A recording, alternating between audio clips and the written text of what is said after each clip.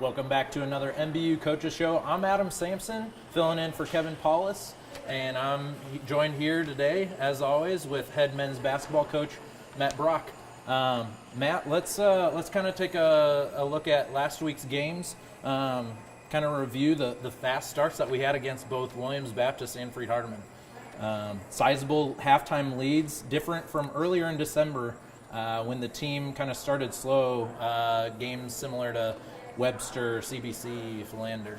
Yeah, we came out of the gate hot, and some of those games we were getting good shots, we just weren't hitting them. But I think our guys like to be back home. That was nice to be back home finally, and have a chance to sleep in your own bed and wake up and go play. But our guys were really focused and really energized from the start, and that our defense, I think, led to our rhythm on offense. When you can force a team into bad shots, tough shots, that just puts them in defensive transition and makes your offense flow a little bit better. But I think our guys were happy to be home mostly. Yeah, just a quick comment is Cortland Martin had scored 40-plus points the day before, or the 2 days before, and talk about forcing the other teams to shoot some unwarranted shots. Yeah, I mean, he's a really good player, and they hadn't had him early on, and they're really young, and they're going to get better as the year goes on. But he was hot against Pharmacy at 41 on Thursday, and we were ready and focused on him in the scouting report. And Kai Woodfall and James McKelvin, mostly those two guys did a really good job on him, making everything hard for him just to get any open space. And when you do a nice job on a guy that's that big a chunk of an offense, it reflects in the overall score usually. So, when you can slow a guy down like that, it helps you defensively. But it wasn't just those guys. I thought our forwards especially were helping really well when they drove it to the basket. We had big bodies there waiting for them. So, I really like where we're at defensively with this team right now. Talking about big bodies, let's talk about Callum Barker. He's been a huge difference maker in the last 3 games. Was just recently named our Spartan Athlete of the Week. 3 straight games in double figures after going through a bit of a slump in early December. What's changed about his game recently? I think he's getting a little more confidence. I think he's starting to feel more comfortable. He is a new player. He's new. I think he's starting to adjust, and we're starting to figure out, where to find him and where he's best. But I think he even you talked about a slump. I think it was definitely offensively, because defensively he was really improving in that segment, even though he wasn't scoring a lot. But now his offense is starting to catch up, and he's a smart player. And so you give him some time, he's going to figure out how to do what you need to do, whether it's on the defensive end or on the offensive end. So I think he still hasn't even got close to his ceiling as far as his offensive potential right now. So we're going to keep working with him and keep giving him the ball. That's scary. If they, nearly halfway through the conference schedule, you guys are sitting atop the AMC with a 2-game lead. How has this team measured up to the expectations that you and the coaching staff had kind of set back in the preseason? I don't know that we ever put like at the midpoint in the conference season we expect to be here. I thought we had a chance to be pretty good. We had a lot of good pieces, and I think the way we've exceeded expectations is our team is just very close and has really gelled together in a really special way, and I think that's shown on the court. And our guys really like each other. They enjoy talking to each other and spending time with each other, and they play for each other on the court, and it shows. So, that's exceeded my expectations. We got great leadership from our seniors, and we got several guys that have been in the program for several years. So that's helped to have that consistency, and as our culture continues to build. But I think our culture's probably exceeded my expectations more than anything. That's great to hear. Let's take a look at what's ahead. We got Columbia and Hannibal this week. Columbia is 8-6 overall, 4-4 in the AMC after starting the year at number 6 in the NAIA Top 25 preseason poll.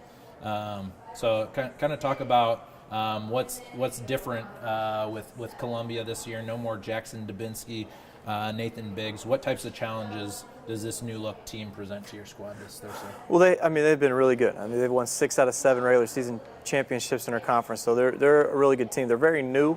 You named a couple of their seniors from last year. They had 5 senior starters that were really good players, and you lose 5 senior starters, you have 10 new guys. It's going to take some time to adjust, but they're starting to. They went down to CBC and led the whole game, lost a close one at the end, and then went over to Lyon and just handled Lyon. I think they're up 20 late in the second half, and being up 20 against Lions, like being up 40 against anybody else, that's the pace they play. So, they're playing better. I think they're starting to find their identity a little bit, and they're going to be a challenge. They're very athletic on the wing, very long, very athletic, 6'5". Wings, Jalen Olds and Jeremy Shaw are going to be hard to deal with, and then their big guy, Tebow, big lefty, about 6'9", very long, good shot blocker, can score it in the post. So we're going to have our hands full. Yeah. Talk about our squad and how this year's team matches up with the strengths and weaknesses you've seen from Columbia. Maybe from even earlier on this season when you guys were at their Thanksgiving tournament. Yeah, I mean, that seems like a long, long time ago. So I think they've changed a little bit since then. But, I think we're big. We've just kind of been bigger than everybody that we played. And so, we're very inside-oriented. There's no secret. If you come to any of our games, you think the only play we run is pass it to Pablo. So, but it's something we're trying to do, and so we're going to try to play inside out. But I think it's a good matchup. I think they match up well with us. I think we're going to be a little bigger. We're going to try to keep them out of transition. They're very good in the open floor, so put them in the half court and try to keep them into our type of game, which is a little more half court oriented on both ends, rather than kind of an up and down speed game, which is what they want to play a little bit more right now. Have you gotten anything from the brother on what they're going to be throwing at you? Yeah, I mean, he tried to get some info out of me, but he wasn't getting anything. So they got Park tonight, so they've been focused on them. So they'll shift to us soon, though. And then we'll shift to Saturday's game against Hannibal. They were a handful last season, beat us once, took us down to the wire with a last-second free throw in the second game. And their roster looks similar to last season. They're playing pretty well at 6-6 overall, 4-3 in the AMC. Tell us what we can expect from the Trojans on Saturday. Well, they're much improved, and they were tough last year. I think Brady Smith's probably one of the best players in the league. I think he's leading the league in scoring. He's a tough matchup because he can play inside, he can play outside. He's got some good size, and their big guy's been playing well as well. Coach Durst does a really good job of always having them prepared. They're a very good defensive team always, so they're going to make it hard on you, and you're not going to get easy baskets against them. And what their record doesn't show is they played some exhibition games on the road and some good Division IIs and nearly pulled some upsets. So they're a force to be reckoned with, and we're going to have to figure out a way to guard Brady Smith and Hewitt, the big guy, and try to find ways to score against them. Awesome. Well, that's all I've got for today, Coach. Thanks for joining us again for another MBU Coaches Show. Like we mentioned with the women's, the men will be in action in Columbia on Thursday evening, followed by a home contest here at the SRC on Saturday at around 3 p.m. So come on out to the SRC. Once again, I'm Adam Samson, filling in for Kevin Paulus on the Spartan Digital Network.